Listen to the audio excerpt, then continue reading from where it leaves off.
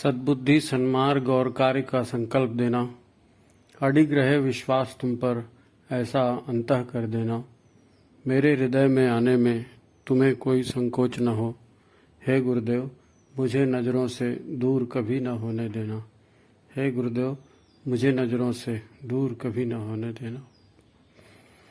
नमस्कार, गायत्री चिंतन धारा में आपका स्वागत है। मित्रों, कोई कुछ भी कहे, दुनिया चलती है एक्शन और उसके रिएक्शन से। हर कार्य का कोई परिणाम होता है, फिर वह परिणाम एक नई परिस्थिति बना देता है। तो हम उस परिस्थिति में फिर कुछ न कुछ करते हैं। सामान्यतया हम मन के इशारे पर चलते हैं, सुविधा और लाभ की कल्पना करते हैं, जिसमें श्रम भी कम हो, खर्च भी कम हो, कुछ प्रसिद्धि मिल जाए तो फिर सोने में सुहागा। हम यही सोचते हैं कि जो कुछ हमें मिला हमारी बुद्धिमानी और परिश्रम का ही परिणाम है। कुछ हद तक ये सच भी है, पर ये पूरा सच नहीं है। और भी लोग होते हैं, उन्हें भी अपने लक्ष्य पाने होते हैं, फिर प्रतिद्वंदिता होती है, हार जीत के साथ साथ मान अपमान जैसी चीजें भी बीच में आती हैं। हालांकि हम सभी अपने भीतर देवत्व को संजो कर रखे हैं और वो देवत्व काम भी करता है, पर कभी कभी सामान्यतः हम मन के इशारे पर काम करते हैं। हमारा पूरा ध्यान भी मन पर ही रहता है और प्रॉब्लम होती है हमारे ही मन और शरीर को। ये सबकी कहानी है, होते रहता है। फिर हमारे लिए सफलता का मापदंड क्या होना चाहिए? हम क्या करें कि जीवन में तृप्ति और संतोष का अनुभव हो? यदि हम स्वतः अपनी पिछली जिंदगी को देखें तो जरूर कुछ काम ऐसे निकलेंगे जिन पर हम स्वयं गर्व कर सकते हैं, जिन्हें हम बार बार लोगों को बताना भी चाहते हैं कि देखो हमारे हाथ से ये अच्छा काम हुआ। काम तो हम हमेशा ही मन और बुद्धि के योग से करते हैं, पर वो प्रसंग कुछ खास ही थे। हमें भी आश्चर्य लगता है, पता नहीं कैसा संयोग बना था, बढ़िया काम हो गया। इसे ईश्वरी संयोग कह देते हैं। भगवान ने एक अवसर बना दिया। यह जो देवत्व हमारे भीतर है, यह सफलता वहां से आती है। हमारा जो आहार विहार चलता है, चिंतन चलता है, उसमें जितनी सात्विकता होती है तो फिर ऐसे प्रसंग जिंदगी में उसी अनुपात में बढ़ते जाते हैं। सात्विकता बढ़ेगी तो ऐसे अवसर भी बढ़ेंगे। इनका जब हम बखान करते हैं तो खतरा यह होता है कि मन को मौका मिल जाता है अहंकार को बढ़ाने का। मन अपना लाभ देखता है, उसको बड़े शेखी मारने का शौक भी होता है। तो ऐसा जब मौका मिलता है तो मन अपने अहंकार को बढ़ाने का अवसर मान के पीछे पड़ जाता है। ये किसी बड़ी बीमारी से कम नहीं है, ये गंभीर बात है और ये समझने वाली बात है, क्योंकि अहंकार से नुकसान भी होता है। अहंकार हर मनुष्य में होता है।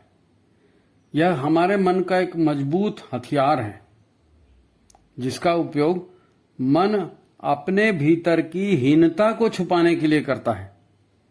हर आदमी के भीतर में वो हीनता होती है। हीनता क्या है? हीनता है शरीर में, आदतों में, स्वभाव में या संस्कारों में जो तमस प्रवृत्ति है, रजस प्रवृत्ति है। ये तमस और रजस प्रवृत्ति हमारे भीतर जड़ जमाए बैठी है। हीनता वहां से आती है। हीनता वहां से आती है। हमारे भीतर का देवत्व सात्विकता का उभार चाहता है। हमारा मन यहां भी खेल करता है। ठीक है, अच्छा सोचते हैं, मैं अच्छा सोचता हूं, मैं अच्छा आदमी हूं, देखो कितने ऊंचे विचार है मेरे। परंतु वासनाएं जो अचेतन मन में हैं, वो तो राजसी और तामसी है।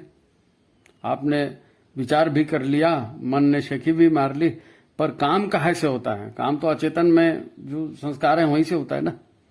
तो वो अचेतन के संस्कार तो राजसी और तामसी है। हमारा आहार विहार संगत प्रायः राजसी और तामसी ही होती है। इसलिए हमारा देवत्व हीनता अनुभव करता है।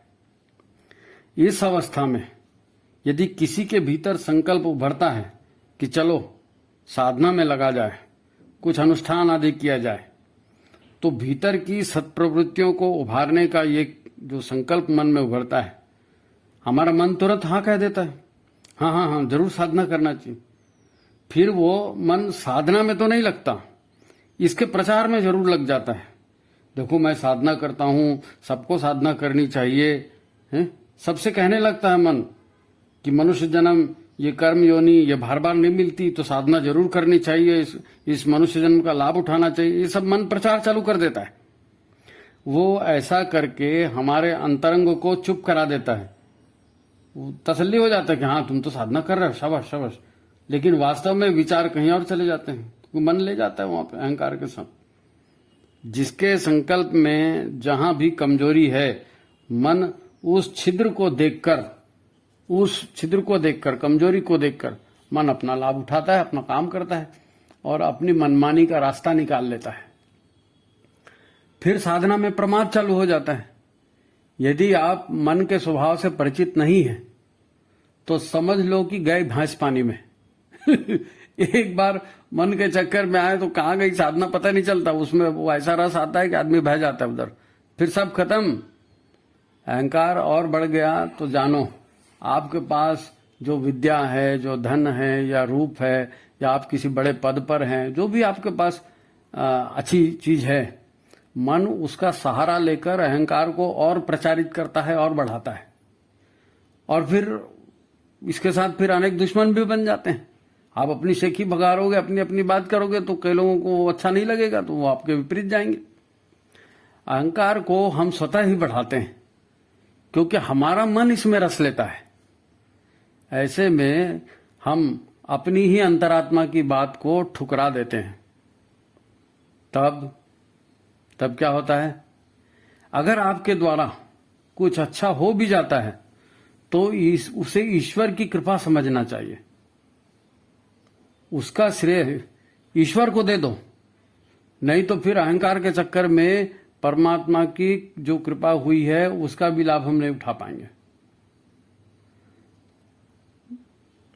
हमें परमात्मा ने माध्यम बनाया, ये भाव उभरना चाहिए। मैंने किया ये भाव नहीं, परमात्मा ने हमें यह अवसर दिया और हमारे से ये काम हो गया, इसलिए थैंक यू गॉड, भगवान धन्यवाद, ये होना चाहिए। यही भाव गहराते जाए, ऐसा प्रयत्न करना पड़ेगा, तब आप उस अहंकार से बच सकते हो। दरअसल अपने ही मन और अहंकार से जीतना सहज काम नहीं होता। अपने भीतर देखने और आत्मविश्लेषण की आदत बनानी पड़ती, क्योंकि सादगी का, तप का, सत्कर्मों का और नम्रता का भी एक अपना अहंकार होता है, और ये बड़ा भयंकर अहंकार होता है। मैं कितना नम्र हूं, मैं कितना सीधा सादा हूं, हाँ हाँ जी नमस्कार, सबके आगे झुक रहे हैं, सबके आगे मीठा मीठा बोल रहे हैं, अंदर कुछ और भरा हुआ है। क्योंकि मन को तसल्ली होती है अपने आप को बड़ा दिखाने में, तो लोग वैसा भी करते, उनको पता ही नहीं चलता। तो फिर बात को मन में बिठा लें, है ना। विचार सूची, अपनी जो रुचि है और अपने जो विचार हैं, सब बने बनाए खेल को बिगाड़ सकते हैं। तुम हो ये सच है, मन तुम्हारी छाया का अंधकार मात्र है, ऐसा जानो। संसार माया है और मैं ये जीवन माया, ऐसा नहीं है। संसार भी सच है और हम हैं, ये भी सच है। परंतु मन जो है, ये मन हमारे शरीर की छाया है, इसका अस्तित्व कुछ नहीं है। कुछ विचार है, कुछ संकल्प है, कुछ याददाश्त है, इतना ही, इसका खुद का कोई अस्तित्व नहीं। तो जागृति की रोशनी से इस शरीर की छाया को, मन को जागृति की रोशनी से मिटाया जा सकता है। मन स्वयं भी लुप्त हो जाएगा। मन का न लगना ये उसकी आदत है। प्राय देखना होगा आप, लोग कहते हैं मन नहीं लगता, क्यों? मन की आदत है। मन ऐसे एक जगह टिकेगा ही ना, एक जगह टॉप में गया तो फिर नीचे आएगा, फिर दूसरी जगह टॉप में जाएगा, फिर नीचे आएगा, उसको अलग अलग ऊर्जा में जाना होता है। तुम किसी काम में संलग्न हो गए, तल्लीन हो गए, तो फिर दुनिया में क्या हो रहा है ये तुम्हें पता भी नहीं चलेगा। तुम संलग्न हुए तो मन डूब जाएगा, ये एक मुद्दे की बात है और याद रखने वाली बात है। तुम मन को लगाने की कितनी भी कोशिश करो, मन पर जबरदस्ती करो, मन लगने वाला नहीं है। लेकिन अगर तुम किसी काम में संलग्न हो गए, तल्लीन हो गए, तो फिर मन कहाँ जाएगा पता भी नहीं चलेगा, डूब जाएगा मन। और इसी को एकाग्रता कहते हैं। लेकिन आप एकाग्रता बनाने जाइए, वो नहीं बनेगी। आपको काम में इन्वॉल्व होना पड़ेगा। जब आप काम को कुशलता से करते हैं तो मन उसमें डूब जाता है। आप जो है मन को एकाग्र नहीं कर सकते, परंतु आप पूर्ण संलग्न हो गए तो मन उसी में डूब जाएगा। इसीलिए कहते हैं योगः कर्मसु कौशलम, कुशलता पूर्वक कर्म करना ये भी योग है। कुशलता से कर्म करना परमात्मा से जुड़ने का एक माध्यम है। ये तो कर्ता ईश्वर को मानिए। ईश्वर ने आपको सेवा का अवसर दिया है, यह मानकर चलिए, समर्पित हो जाइए। यही तरीका है मन को हराने का और अहंकार को हराने का, दूसरा कोई तरीका नहीं। देखिए, रैदास ने जूते ईश्वर के लिए बनाए, कबीर ने कपड़े ईश्वर के लिए बनाए, मीरा ने नृत्य ईश्वर के लिए किया। याद रहे, जब आप संलग्न होते हैं तो वही कर्म आपके लिए पूजा हो जाता है ना। कर्म ही पूजा है बोलते हैं ना। हाँ, तो जब आप कर्म में संलग्न हो जाते हैं तो मन कहाँ जाता है, मन डूब जाता है उस कर्म में। उसका फिर उस समय कोई अस्तित्व नहीं होता और वो कर्म आपके लिए पूजा हो जाता है। जूते बनाना रैदास की पूजा थी, कपड़े बनाना कबीर की पूजा थी, नृत्य मीरा के लिए ईश्वर की पूजा थी। तो जो भी आपकी रुचि का विषय है या आपका रोजगार है, उसको लेकर रस लेकर काम करिए, पूरी कुशलता से काम करिए। रसो वही सह, परमात्मा उसी रस में है। ठीक है, तो आपके काम से परमात्मा जुड़ जाएगा। मन तो कहाँ जाएगा, अहंकार कहाँ जाएगा, पता नहीं भी नहीं चलेगा। तो ये तरीका है अपने मन को और अपने अहंकार को पराजित करने का। जागृत होना पड़ेगा, सचेत होना पड़ेगा। मन वैसा कोई बहुत बड़ी बात नहीं है, लेकिन जागृत रहने से काम बनेगा। तो जिसमें रस पैदा होता है उस काम को करिए। सफलता का यही रास्ता है। तो फिर आखिरी बात अपनी वही पुरानी कि आप चैनल देख रहे हैं, आपको कार्यक्रम अच्छे लग रहे हैं, इसमें मार्गदर्शन मिल रहा है, तो इसको और भी लोगों के पास पहुंचाइए, है ना। शेयर कीजिए, सब्सक्राइब कीजिए, लाइक कीजिए। इसका जितना ज़्यादा प्रचार होगा उतने ज़्यादा लोग इसमें जुड़ेंगे, है ना। और ये जो एक ज्ञान यज्ञ चल रहा है वंदनीय माता जी की जन्म शताब्दी में, इसमें आपकी सहभागिता बनेगी, है ना। आपका भी हाथ इसमें होगा, इस पूरे कार्यक्रम में, इस जागरण के कार्यक्रम में। तो आपको यही बात समाप्त करते हैं। नमस्कार।